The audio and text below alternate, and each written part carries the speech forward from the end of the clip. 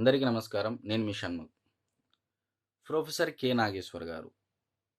ఈయన అందరికీ సుపరిచితుడు. మరి ఒకానొక ప్రముఖ మీడియా ఛానల్‌లో కూర్చొని ఒక యాంకర్ ఒక ప్రశ్న అడిగితే, ఆ ప్రశ్న ఏంటనేది మనం ఒకసారి గమనించినట్లయితే, ఈ మధ్య వైఎస్ఆర్ గారి యొక్క కుటుంబ ఆస్తుల పంచాయతీ. మరి ఇది అందరికీ తెలుసు. ఇది కుటుంబానికి సంబంధించినటువంటి విషయము, ఆస్తులకు సంబంధించినటువంటి విషయము. ఇది రాజకీయాలకు సంబంధించినటువంటి విషయం కాదనేది మనందరికీ తెలిసినటువంటి విషయం. మరైతే ఈ ప్రొఫెసర్ కె. నాగేశ్వరరావు గారు ఏమని సమాధానం చెప్పారు?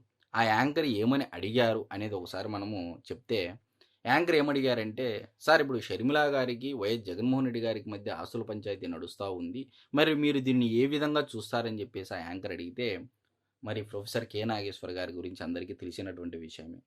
ఆయన ఎప్పుడు ఏ విధంగా అనాలిసిస్ చేస్తారో మనందరికీ తెలిసినటువంటి విషయమే. మరి ఒకసారి ఆయన ఏమని మాట్లాడారో మీ ముందుంచేటువంటి ప్రయత్నం చేస్తా.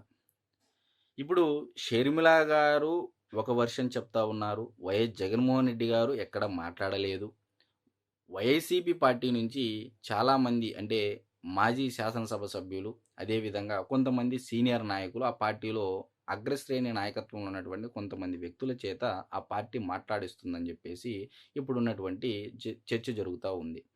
మరి షర్మిల గారు మాట్లాడుతున్నారు. విజయమ్మ గారు లేఖ వదిలారు. మరి అదేవిధంగా వైసీపీ నాయకులు మాట్లాడుతున్నారు.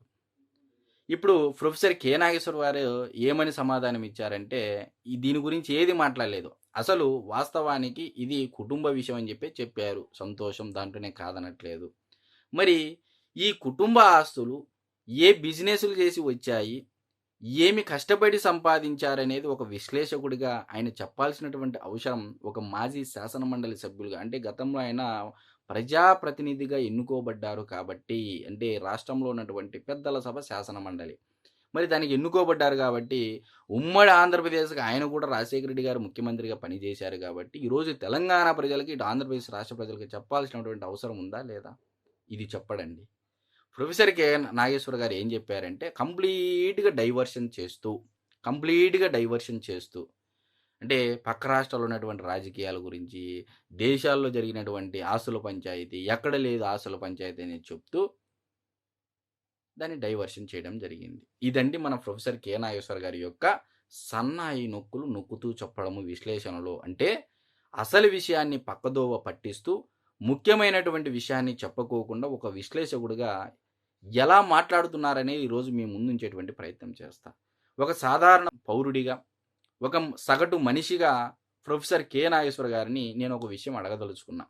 అయ్యా ప్రొఫెసర్ కె. నాగేశ్వర గారు, వైఎస్ రాజశేఖర రెడ్డి గారికి నిజంగా ఆయన ప్రజాసేవ, ప్రజల సేవలో తరించినటువంటి వ్యక్తి. దాంట్లో కాదననటువంటి విషయం. అయితే మరి దురదృష్టవశాత్తు ఆయన మరణించడం జరిగింది. ప్రమాదవశాత్తు మరణించడం జరిగింది. ఆయన దివంగత నేత రాజశేఖర రెడ్డిగా పేరు పొందడం జరిగింది. సో, దీంట్లో డౌటు లేదు. మరి ఈ రాజశేఖర రెడ్డి గారు రాజకీయాల్లోకి రాకముందు ఈయన ఆస్తులు ఎలక్షన్ అఫిడవిట్లో ఎంతున్నాయి? మరి 2004 నుంచి 2009 మధ్య, 2009 నుంచి 2014కి, 2014 నుంచి 2019, 2019 నుంచి 2024 అంటే దివంగత నేత రాజశేఖర రెడ్డి గారు 2004 నుంచి 2009 దాని తర్వాత కొన్ని నెలలు మాత్రం ఆయన ముఖ్యమంత్రి అధికారంలో కొనసాగడం జరిగింది. దురదృష్టవశాత్తు ఆయన చనిపోవడం జరిగింది. మరి మీరు బాగా గమనించినట్లయితే 2004 ముందు ఇక్కడ జగన్మోహన్ రెడ్డి గారి ఆస్తి కూడా 9,18,000 అని చెప్పేసి క్లియర్‌గా ఎలక్షన్ అఫిడవిట్‌లో ఉండడం జరిగింది. మరి 2004 నుంచి 2009కి అంటే దాదాపు ఈ 5 సంవత్సరాలలోనే అంటే 1000% ఆస్తులు పెరిగాయి. మరి ఇది ప్రొఫెసర్ కె. నాగేశ్వర గారు ఏ వీడియోలో కూడా చెప్పరు. ఎందుకంటే సన్నాయి నొక్కులు నొక్కడం. అంటే మన గురువు గారికి ఇది సాధ్యమని చెప్పేసి ప్రజలందరూ తెలుసుకోవాలి అని చెప్పేసి నేను కోరుతా ఉన్నా. ఈరోజు వైఎస్ఆర్ గారి యొక్క వారసులు వైఎస్ జగన్మోహన్ రెడ్డి గారు, వైఎస్ షర్మిల గారు, వైఎస్ విజయమ్మ గారు ఒకే కుటుంబ సభ్యులు. ఈరోజు విజయమ్మ గారు వైఎస్ఆర్ గారిలో సగభాగము అంటే ధర్మపత్ని, సతీమణి. ఆమెకు తెలియనటువంటి విషయం ఉంటుందా? మరి ప్రొఫెసర్ కె. నాగేశ్వర గారు మరి విజయమ్మ గారి మాటలను సంబోధిస్తూ ఇది జగన్మోహన్ రెడ్డి గారు నిజంగా ఇవ్వాల్సినటువంటి ఆస్తులు అనే విషయం ఎక్కడ చెప్పారు? ఈ ఆస్తులు ఏ విధంగా వచ్చాయి?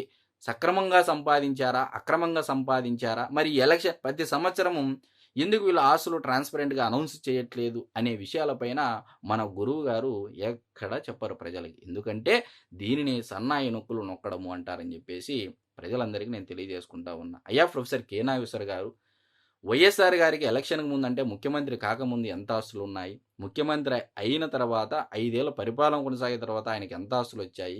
ఏ విధంగా సంపాదించారు? అంటే మీకు అన్ని డేటా కలెక్ట్ చేస్తారు గదా! మరి ఏ అంశాలు అటు తెలంగాణ రాష్ట్ర ప్రజలకి, ఇటు ఆంధ్రప్రదేశ్ రాష్ట్ర ప్రజలకి తెలియజేయాలని జెప్పేసి 2004 నుంచి 2009, 2009 నుంచి 2014, 2014 నుంచి 19, 19 నుంచి 24 జగన్మోహన్ రెడ్డి గారి యొక్క ఆస్తులు ఏ విధంగా పెరిగాయి? ఆ బిజినెస్ సీక్రెట్ ఏందో జగన్మోహన్ రెడ్డి గారిని మీరు అడిగి రాష్ట్ర ప్రజలకి అంటే సగటు పేదవాడిగా, మధ్యతరగతి వాడిగా బతుకుతున్న వాళ్ళకి చెబితే, వాళ్ళు కూడా జగన్మోహన్ రెడ్డి గారి మాదిరిగా ఆస్తులు సంపాదించుకోవచ్చనేటువంటి ఆలోచనలో ఉన్నారు అనేది మీకు తెలియజేసుకుంటా ఉన్నా. కాబట్టి నాగేశ్వర్ గారు, మీరు ఈ సన్నాయి నొక్కలు ఆపి అసలు విషయాన్ని ప్రజలకు చెప్పేటువంటి వీడియోలు చేయాలని చెప్పేసి మనస్ఫూర్తిగా కోరుకుంటూ నమస్కారం.